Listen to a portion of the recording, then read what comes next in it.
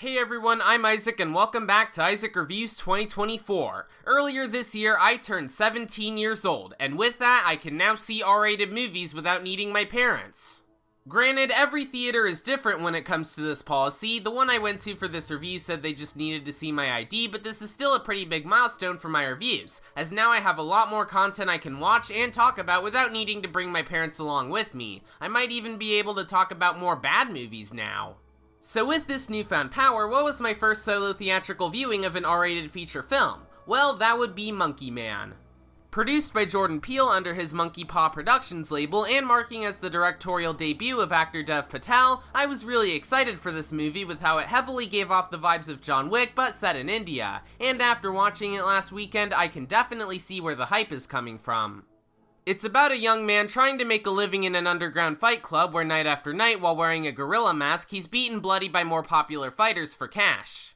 However, after years of suppressing his rage, he discovers a way to infiltrate the enclave of the city's sinister elite. As his childhood trauma boils over, his mysteriously scarred hands unleash an explosive campaign of retribution to settle the score with the men who took everything from him. For his first time in the director's chair, Dev Patel absolutely knocked it out of the park, especially with the action scenes. They're impeccably choreographed and amazingly paced, the locations are consistently used to their advantage, the atmosphere has a perfect mix of suspense and intrigue, and the cinematography actually looks really good when it's not shaking like the camera operator just drank 15 cans of Red Bull. Yeah, if there's one problem I gotta point out regarding Monkey Man, it's all the shaky cam. Maybe this is just me, but I've never liked shaky cam. It just looks unprofessional, and it makes the viewing experience feel disorienting. And that sadly applies to Monkey Man, where the action scenes are loaded with this sort of camera work.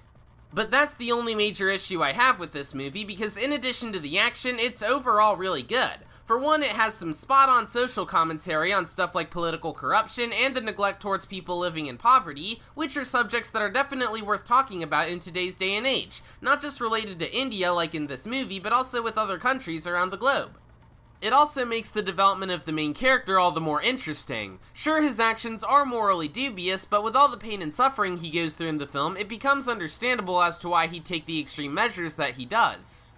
And you want to hear the craziest part about all this? The thing that makes this movie's quality all the more impressive? It almost didn't get to see a theatrical release.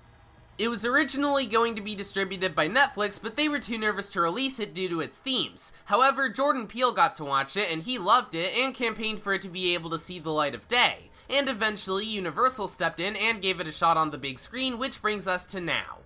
The end result certainly made all the production trouble worth it in the end. Monkey Man is an ambitious start to Dev Patel's directorial career, combining exhilarating action with complex writing and character development.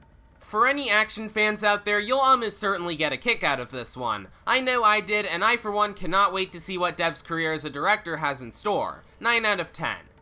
Next time, I'll be talking about Civil War. It's got an interesting premise, it's coming from A24, and the reviews are really good so far. Sign me up. For now, thanks for watching this episode of Isaac Reviews 2024, subscribe for more videos like this, and I'll see you all next time. Bye!